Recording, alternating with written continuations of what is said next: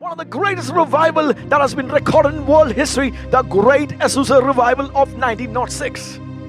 अभी हम 1906 में जो है अजूजा स्ट्रीट रिवाइवल नाम से जो एक महान जागृति को परमेश्वर ने कलीसिया में भेजा, उसके बारे में हम कुछ शब्दों में एक साथ ध्यान करेंगे। In Los Angeles, in a place called Azusa in America, God opened the heavens and poured out His Spirit on April 9, 1906.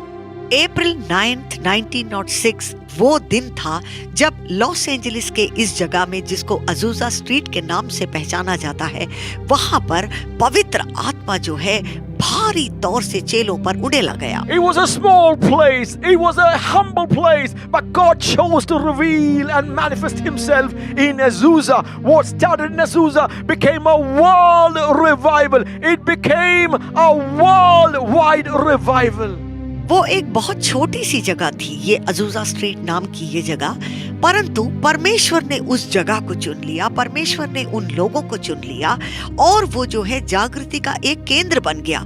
जो जागृति वहां शुरू हुई वो दुनिया के कोने कोने तक पहुंच गई और उसको पेंटेकोस्टल रिवाइवल का शुरुआत कहते हैं। What happened in Azusa was the beginning of the modern Pentecostal movement, which touched millions of people with the gospel of Jesus Christ, and millions have been baptized with the Holy Spirit, speaking in tongues and open to the ministry and the gifts of the Holy Spirit.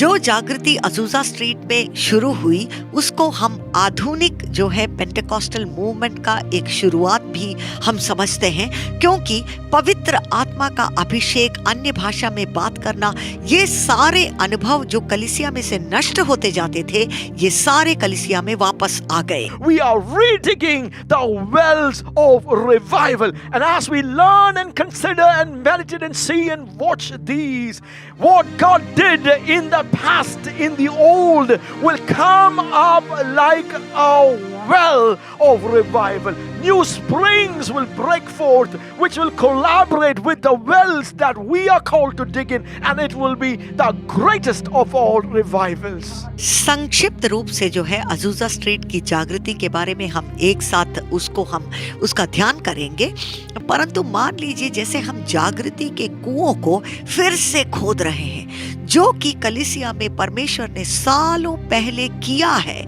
जो कि चरित्र का हिस्सा बन चुका है, उसी बात को उससे भी प्रबल तौर पे जो है परमेश्वर इन अंतिम दिनों में अपनी कलीसिया में करना चाहते हैं। और ये विश्वास हमारे अंदर आ जाए कि परमेश्वर इससे भी बड़ी जागृति को आप लेकर आएंगे। Hallelujah! Incredible miracles, the Shekinah, the weighty manifest presence of God filled their meetings. Incredible working of God happened in those meetings, which was a 9-year-old revival. It lasted for 9 long years and it touched millions of people. जो जागृति अजूजा street पे शुरू हुई वो तकरीबन 9 साल तक जो है चलती रही। जब वो लोग एक साथ प्रेयर मीटिंग में एक साथ मिल करके आते थे तो परमेश्वर का महत्व या महिमा जो है बिल्कुल प्रकट रूप से उनके बीच में जो है उतर करके आता था। ऐसी बातें जो पहले लोगों ने उस पीढ़ी में कभी नहीं देखी, ऐसी बातों को परमेश्वर के सामर्थ्य को वो देखने लगे। The man who is called the father of modern Pentecost in Kerala, India, is Robert F. Cook, who was impacted at the Azusa Street revival as a couple, husband and wife. They were powerfully impacted, and as they were in the presence, God led them to come to India, to Bangalore, and then to Kerala, to Mavelikara, to Adur, and then finally they had their headquarters in Chenganur in the Mount Zion, Molakara area. Robert F cook, इनके बारे में शायद हो सकता है आपने सुना हो। ये और इनकी पत्नी, ये वो लोग थे जो कि अजूजा स्ट्रीट की जागृति में परमेश्वर ने इनको भी छू लिया और उसी जागृति के आग को लेकर के वो भारत में आ गए, बेंगलुरु में आए, उसके बाद वो केरल में आए और अंतिम दिनों में चेंगनूर में उनका हेडक्वार्टर्स हुआ। और ये वो लोग थे जिनको परमेश्वर ने बहुत ही सामर्थी रूप से उपयोग किया भारत देश में। यहाँ पेंटेकोस्टल रिवाइवल की आग को लेकर के आने में परमेश्वर ने इनको एक महत्वपूर्ण जो है भाग दिया। Hallelujah! The man whom God used to start off this revival, this worldwide revival, was a man called William J. Seymour. William J Seymour के नाम से जाने जाने वाले एक व्यक्ति को परमेश्वर ने इस जागृति के पीछे उपयोग किया। And from his life, I want to quickly speak 6 lessons that we can learn from who is the man whom God can choose and use, who is the woman God can choose and use, which is the church, which are the people whom God can choose and use to bring the greatest revival of all. उनकी जिंदगी के बारे में जब हम सोचते हैं तो कुछ बातों को हम विशेष रूप से देखेंगे कि वो कैसा व्यक्ति है, वो कैसा व्यक्तित्व है जिसको परमेश्वर अपने काम के लिए, जागृति के लिए उपयोग करते हैं। When revival in 1906 began, he was only 36 years old. So God can use anyone, anytime, if you will pay the cost for revival. केवल 36 साल का उम्र था इनका, बहुत ही जवान थे जब परमेश्वर ने इनको ये अजूजा स्ट्रीट की जागृति के लिए अपने हाथों में ले लिया। हम क्या समझते हैं कि आपकी उम्र परमेश्वर के लिए कभी भी एक रुकावट नहीं। God could use William J. Seymour because he was a humble and a broken man.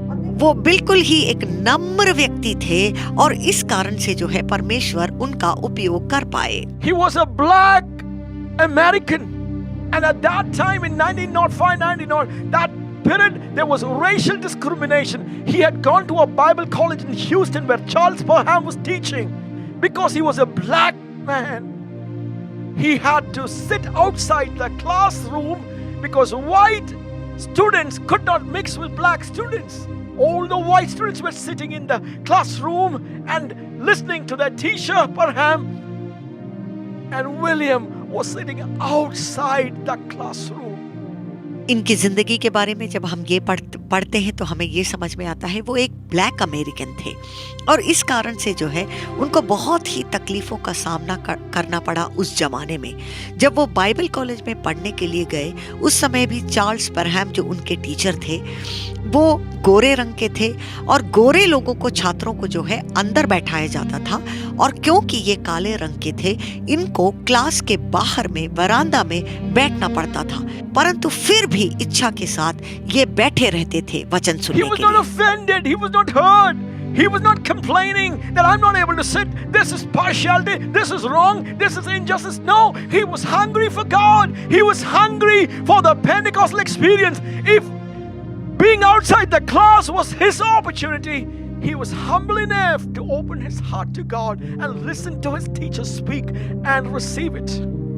बहुत ही अद्भुत बात इस व्यक्ति के बारे में हम ऐसा भी देखते हैं कि इतना बुरा उनके साथ हुआ लेकिन इसके बावजूद भी जो है कभी भी जो है उन्होंने कुड़कुड़ाया नहीं, कभी उन्होंने ये नहीं कहा कि ये तो मेरे साथ अन्याय हो रहा है, परंतु उनके दिल में एक ऐसी भूख थी परमेश्वर के लिए, पवित्र आत्मा के अनुभव के लिए एक ऐसी भूख थी कि चाहे उनको क्लास के बाहर ही क्यों ना बैठना पड़े, परंतु अगर उसके कारण वो परमेश्वर का वचन सुन सकते हैं, सीख सकते हैं तो यही मेरे लिए काफी है। ऐसा सोचकर जो है वो परमेश्वर में आगे बढ़ते गए। बहुत ही नम्र दिल था उनका और इसीलिए वो एक खूबी थी कि परमेश्वर उनका उपयोग कर पाए। Why could God use William J. Seymour? He was a broken man. In between the class and in between the teaching, Parham would make altar calls. And only the white students could go to the altar. William, because he was a black man, he could not. And therefore, outside the classroom, he would bow down his heart to God and surrender to God and cry out, God, here I am. If you can use me, here I am. He was a man broken before God and he surrendered himself to God. बहुत ही एक नम्र व्यक्ति थे William J Seymour.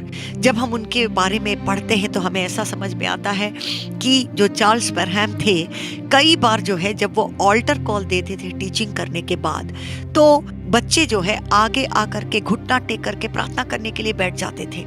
बहुत इच्छा दिल में होने के बावजूद केवल गोरे छात्रों को इस चीज का परमिशन था और काले होने के कारण इनको जो है बाहर ही बैठना पड़ता था। परंतु इसके बावजूद बहुत इच्छा के साथ, बहुत ही जो है परमेश्वर के लिए जो इनके अंदर जो आग थी, उसके कारण जहाँ कहीं भी इनको जगह मिलता था वहाँ घुटना टेक करके वो दिल से पुकारते थे, रोते थे और प्रार्थना करते थे कि हे परमेश्वर, तू मुझे छू ले, तू मुझे छू In ले। that Bible college training, many white students were filled with the Holy Spirit, but William was not filled with the Holy Spirit, and he had to leave Houston and go back to Los Angeles and come to a place near Azusa where this revival broke. वहाँ पर जो है छात्रों को, कईयों को पवित्र आत्मा का जो है बपतिस्मा उनको मिला और वो अनुभव उनकी जिंदगी में आया। लेकिन दुख की बात यह है कि विलियम जे सेमोर इतना इच्छा रखने के बावजूद पवित्र आत्मा का जो है वो बपतिस्मा ये अपनी जिंदगी में अनुभव नहीं कर पाए। लेकिन उनका समय समाप्त हो गया और इनको ह्यूस्टन छोड़कर लॉस एंजलिस में वापस आना पड़ गया। He was a man who treasured the revelation of God. He heard his teacher and he treasured it like Mary treasured it inside of her heart. And even though he did not experience what was being spoken, he took the word of God, the revelation of God, and he went into Los Angeles and he continued waiting in the presence of God. A man who treasured the revelation of God. एक महान खूबी जो William J Seymour में हम देखते हैं वो ये भी है कि परमेश्वर का वचन उनके लिए इतना महत्वपूर्ण था और वो प्रकाशन जो परमेश्वर के वचन में से मिला वो उसको इतना महत्वपूर्ण समझते थे कि जिस तरह से मरिया के बारे में हम पढ़ते हैं कि उन्होंने किस तरह से वचन को अपने अंदर में जो है छुपा के रख लिया, उस तरह से खुद अनुभव ना करने के बावजूद पवित्र आत्मा के बारे में जो कुछ भी विलियम ने सीखा उसको अपने दिल में रख लिया। He was a man who was willing to pay the cost for revival. वो जो है जागृति के लिए कीमत चुकाने लगे। 1905, he finished his Bible study and came to Los Angeles. 1906, January, February, March, he began to spend time in the presence of God. वापस लॉस एंजलिस में आने के बाद जनवरी, फरवरी, मार्च ये 3 महीने जो है वो प्रार्थना में समय बिताने लगे कि हे परमेश्वर, मैंने वचन में से पवित्र आत्मा के बारे में और जागृति के बारे में और अन्य भाषा के बारे में सब कुछ मैंने सीख लिया, लेकिन हे परमेश्वर ये मेरा अनुभव भी बन जाए। He was a man who was thirsty and hungry for God, a man who was determined and focused, and he would spend countless hours. It's recorded that every day at least 5 hours at a stretch he would pray to God and wait in the presence of God, holding his Bible and having his heart focused on the account of Acts chapter 2, 1 to 6. And that account, and as his teacher was teaching, he would go through it again and again in his heart and his mind. कीमत चुकाने के लिए तैयार थे William J Seymour और प्रेरितों के काम 2 अध्याय 1 से लेकर के 6 तक के वचन में जो कुछ भी उनके बाइबल टीचर ने उनको सिखाया था वो अपने दिल में रखते हुए वो प्रार्थना करने लगे। उनके बारे में ऐसा कहा जाता है कि प्रतिदिन कम से कम 5 घंटे वो प्रार्थना में व्यतीत करते थे कि हे परमेश्वर, जिन बातों को मैंने वचन से सीखा वो मेरे जिंदगी का अनुभव भी बन जाए। And he increased his prayer from 5 hours to 7 hours in the month of March. And then as it was April, the first week, the Holy Spirit of God began to speak to him and call his church, a small group of people, just a handful of people, and called them for a 10-day fasting and praying to seek the face of God. उनके बारे में ऐसा कहा जाता है कि 5 से 7 घंटे उन्होंने जो है अपना प्रेयर का टाइम बढ़ा दिया और फिर उन्होंने अपने लोगों को एक साथ 10 दिन के एक फास्टिंग प्रेयर के लिए एक साथ जुड़ा लिया। April 6th they began the fast, and April 9th the heavens opened, the Spirit is poured out, revival begins, and this revival that started in a small house touched and impacts the whole world.